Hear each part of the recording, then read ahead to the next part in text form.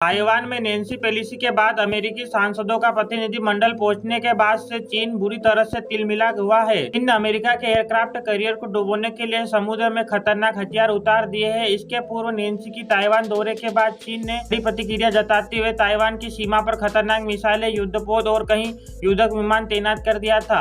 अब यह देखना दिलचस्प होगा कि चीन अपनी आगे की क्या रणनीति अपनाता है। क्या वो सच में आक्रामक मूड में है? वो इसके विरोध में अमेरिकी पोत पर हमला कर सकता है। चीन ने अमेरिका के खिलाफ अपनी जंग की तैयारी को आगे बढ़ाते हुए युआंग क्लास की स्टील्थ पनडुब्बी टाइप 039 से युआंग को दक्षिण चीन सागर में ताइवान की ओर रवाना किया है। इससे दोनों पक्षों में तनाव बढ़ गया है। यह पनडुब्बी सुपरसोनिक मिसाइल से लैस है। चीन ने यह पनडुब्बी अमेरिकी नेवी के पावरफुल एयरक्राफ्ट कैरियर को डुबोने में सक्षम है। टाइप 039 युआंग पनडुब्बी चीन में चल रहे सबमरीन प्रोजेक्ट निर्माण का हिस्सा है। चीन ने इस पनडुब्बी को जुलाई में ही कमीशन किया है। इसमें पुराने मॉडल की तुलना में कई नए बदलाव किए गए हैं। इसमें नए पंख जोड़े गए हैं और पिछले हिस्से में टावर जैसे स्ट्रक्चर बनाया गया है। इससे पनडुब्बी को पानी के अंदर पता लगाना मुश्किल हो जाता है। इसके ऊपरी हिस्से में एक एंजल रेंज बनाया गया है, एक स्टील्थ फाइटर प्लेन के जैसा दिखता है।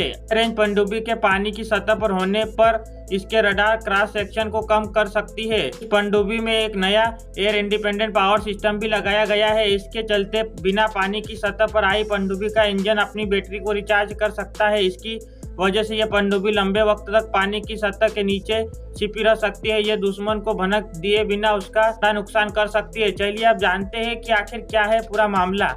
अमेरिकन इंस्टीट्यूट ने बताया कि 5 सदस्यीय टीम का नेतृत्व मैसाचुसेट्स के डेमोक्रेटिक सेनेट मार्क कर रहे हैं। इंस्टीट्यूट ने कहा कि 2 दिवसीय दौरे पर आए प्रतिनिधिमंडल ताइवान के वरिष्ठ नेताओं के साथ मुलाकात कर अमेरिकी ताइवान संबंध, क्षेत्रीय सुरक्षा, व्यापार, निवेश और अन्य मुद्दों पर चर्चा करेगा। ताइवान के राष्ट्रपति कार्यालय ने कहा कि अमेरिकन प्रतिनिधिमंडल साई इंग-वेन से मुलाकात करेगा। बता दें कि अमेरिकी कांग्रेस के अध्यक्ष नैन्सी पेलोसी की ताइवान यात्रा के बाद अमेरिका ने अपने एक प्रतिनिधिमंडल को ताइवान भेजा। अमेरिका का यह कदम चीन के साथ तनाव को गहरा कर सकता है। नैन्सी की ताइवान यात्रा के बाद चीन काफी आक्रामक मूड में दिख रहा है। इससे ताइवान के जलमंडल में सैन्य अभ्यास किया है। चीन की कई मिसाइलें ताइवान और जापान में गिरी। इसका अमेरिका ने बड़ा विरोध किया था। विदेश मामलों के जानकार प्रोफेसर हर्ष वी पंत का कहना है कि अमेरिका ने चीन के तमाम विरोध और युद्ध की धमकी के बावजूद नैन्सी को ताइवान भेजा। इसके बाद चीन को अब यह समझ में आ गई कि ताइवान की सुरक्षा को लेकर अमेरिका संकल्पित है।